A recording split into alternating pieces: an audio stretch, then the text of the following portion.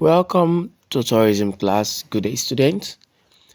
We are going to be learning few things on tourism. I'm going to be introducing you to tourism, the meaning of tourism, the history of tourism, and this we are going to be taking you down memory lanes. We are going to be talking about the Roman Empire period, the Middle Age period, the Revolution period, and this is what our lesson today entails.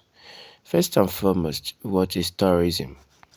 Tourism is concerned with the movement of people, and it can be within the state or outside the country.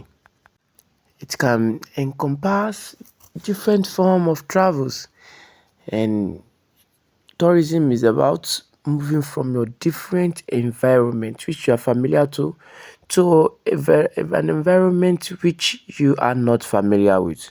It is a process whereby people move from their place of normal life, normal work, to a place where they have time for themselves, and this they help themselves to enjoy the best moment. Tourism cuts across so many subjects of study, which includes history, economics, geography, psychology, marketing, because all these are different aspects of learning that is embedded in tourism. It is a complex field of study and has variety of discipline under it, and it is all interrelated in understanding the concept of tourism. We as human, we get involved in tourism on our day-to-day life, and this has been part and parcel of us.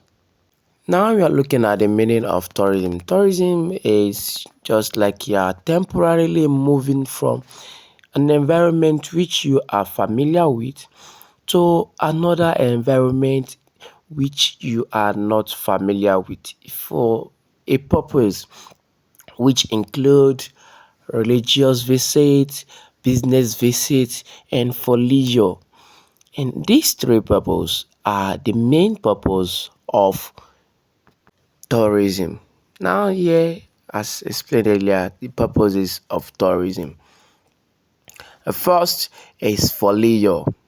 Most times, man get bored of his environment, then he tends to move from that environment to some other environment to enjoy his or herself by vacation, seeing sights with family, having lunch with friends and family in some beach, and also by visiting a spa or a place for meditation. These are processes where man gain leisure. And as well, the other purpose of tourism includes business. When talking about business, business meeting, business vacation can also be a major purpose in tourism where people go out to learn business ideas. Third purpose of tourism is religious purpose, where people visit places they term as holy place. For example, the Muslim visit Mecca, while the Christians visit Jerusalem or Rome, and other traditionalists visit their source of origin for their traditional activity. Now let's talk about the history of tourism. Tourism, as it's known, is almost as old as man, but it dates back to the Roman Empire when people start visiting places like the Greece and Roman Empire for their military expertise, for trade and political reasons. And this has been seen as the first form of tourism, where artisans also travel up and down to see great designs of tomb, sculptures, and great architectural work. And this has been one of the reasons why they travel in the ancient days. And also, they travel in sending messages, send servants, and others visit Olympic Games to catch fun. And there is this major game that's mostly involved in the ancient Roman Empire, where people fight in pool and people visit this place for entertainment. If they fight in pit stadium, and people tends to cheer them up for more performances. And this dates back to when men use animals in traveling all over for their major reasons of tourism. Don't forget, this period involves business travel, military travel, political, and also it involves communication travel, where people still send messages through the use of servants. Importation and exportation during this period also is termed to be a process of tourism, because people travel for short term to deliver products to the required states. In this period, people travel to different wide areas. For example, we have the Greece, we have the Egypt for sightseeing, for architectural work and sightseeing. In this period, those that comes to watch games most at times book accommodation, reserve themselves food services, and other participants and spectators in this kind of travels are probably tourists which seek all full services required by a tourist. There are also travels to major seaside in this region of Greece and Egypt, and this period commands great movement of military expertise from one region to another to show their political dominance in the various region and subdomain of the Roman Empire. As you can see, this shows a sample of what the ancient Rome fighting pits look like to accommodate a large number of spectators and participants. Now we move to the Middle Age period, between the period of AD 500 to 1400, and this has been a growth in religious travels. Tourism had an inclined movement from being just political inclination in movement to a religious form of travels, where people now attend visits, and people are now pilgrims to visit holy lands. For example, the Christians move from their various location to a destination called Jerusalem or Rome, while the Muslims move from various locations to a place which is their holy land called Mecca. And visit tends to be for religious purpose, where people cherish God, their God, and as well pay homage to their supreme being. Also, it is a period whereby they revisit old traditions and reunite themselves with God.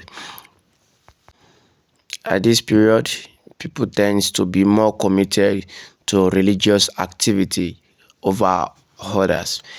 And this period we are going to next is the period of the 17th century, which bettered the Industrial Revolution. There was a growth in the expanse in knowledge of trade and commerce, and this has led to a revolution where people from about the 1750 to 1850, people revolt against agricultural activities, then move into various industries, factories, urban centers to live an urban way of life. Here, people travel far and wide so as to gain more knowledge to improve themselves in businesses.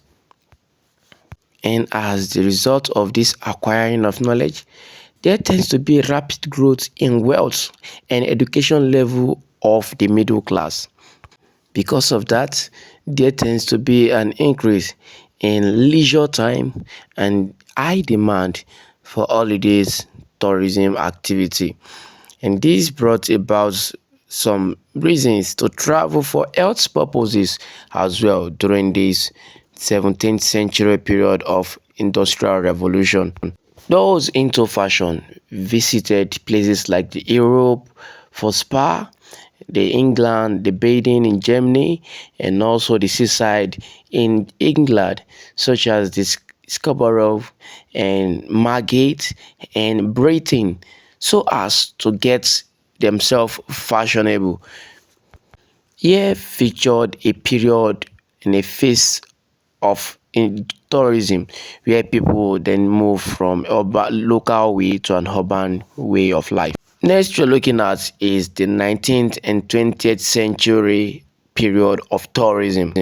During this era, there was an improvement in technology and a great advancement in science and technology, which has been able to make transportation cheap as a result of construction of railways invented in the 19th century and aircraft in the 20th century.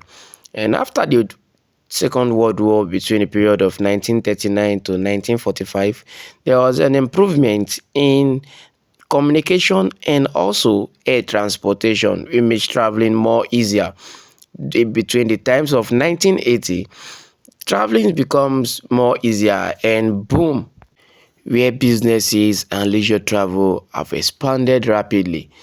Over a short period of time, there tends to be a fall in aviation industry due to excessive wages charged in reservation system, the cost of operation, and this brought about a setback in the aviation industry.